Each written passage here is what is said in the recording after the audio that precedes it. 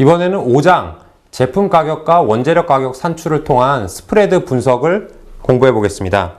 사업 보고서에서는 사업의 내용, 주요 제품 및 원재료 등을 보시고요. 감사 보고서 주석상에서도 비용의 성격별 분류 같이 보시면 좋습니다. 일반 투자자들이 흔히 범하는 오류 중에 이익률이 유지된다라는 오류가 있는데요. 이익률이 유지된다는 것은 사실 말처럼 쉬운 일은 아닙니다. 추정하기가 어렵기 때문에 그런 얘기를 하는 것은 이해는 할 수 있지만 사실 이익률이 유지되려면 경제적 해자가 강력해야 하고 가격 전가력도 있어야 되며 소비재 기업처럼 안정적인 매출과 안정적인 영업이익을 그릴 때만 이익률이 유지된다고 볼 수 있습니다. 하지만 경기순환주 같은 경우에는 이익률이 유지되기가 어려운데요. 그럴 때는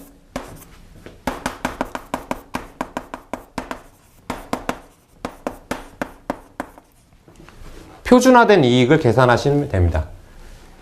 경기순환주라고 해서 꼭 가격 전가력이나 경제적 해자가 없다라고 볼 수 없습니다. 표준화된 이익보다 위에 있을 때는 업황이 좋다. 그러므로 파는 쪽으로 의사결정을 하시면 되고 표준화된 이익보다 아래에 있을 때는 앞으로 업황이 좋아질 것이니 사는 쪽으로 의사결정을 하시면 됩니다.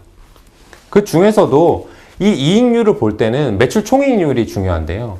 보통은 영업이익률이 중요하다고 생각하시지만 제가 매출 총이익률이 중요하다고 말씀드린 이유는 따로 있습니다. 영업이익률 같은 경우는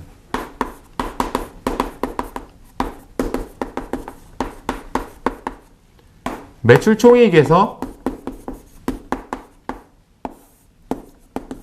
판관비를 제한 금액이 영업이익입니다.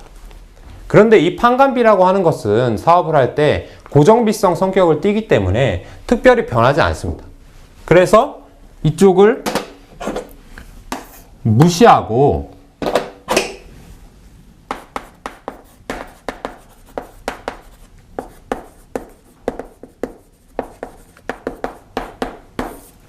변동성이 상대적으로 심한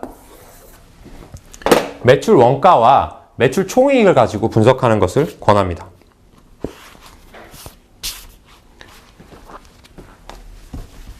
얘기가 자주 나올 것 같으니까 경제적 해자에 대해서 짚고 넘어가겠는데요.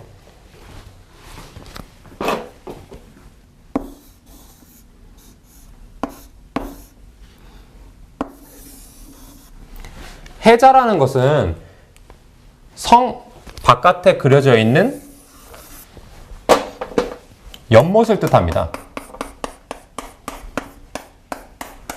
이 연못이 있음으로 해서 이 성 안으로 들어오는 외적의 침입을 막을 수 있다라고 본 건데요. 워렌 버핏이 얘기하는 경제적 해자는 이 성곽을 사업체라고 본 겁니다. 사업의 수익성을 지킬 수 있는 어떠한 무형 요소 이런 것을 경제적 해자라고 표현한 것이고 세계적인 펀드 평가회사의 수석 투자 전략가인 팻 도시는 경제적 해자의 조건을 4가지로 얘기했습니다. 첫 번째가 브랜드와 같은 무형 자산입니다. 또는 R&D를 통한 특허권 같은 규제도 포함됩니다. 두 번째는 전환 비용입니다. 고객이 한 회사의 서비스나 제품을 이용하다가 다른 회사의 제품이나 서비스가 나타났음에도 불구하고 전환하기 어려운 상황을 뜻하는데요.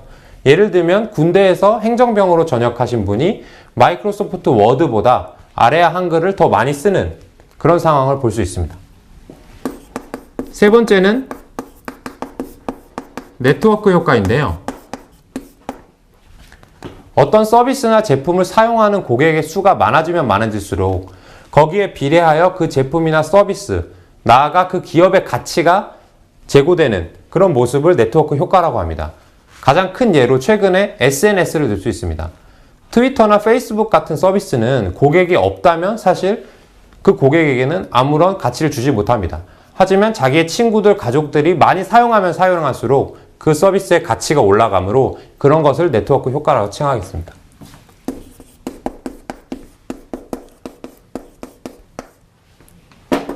마지막은 원가 우위입니다.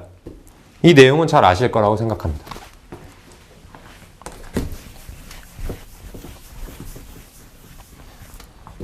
이 경제적 혜자를 가진 기업이 가장 가질 수 있는 특혜가 뭐냐면 가격 전가력입니다.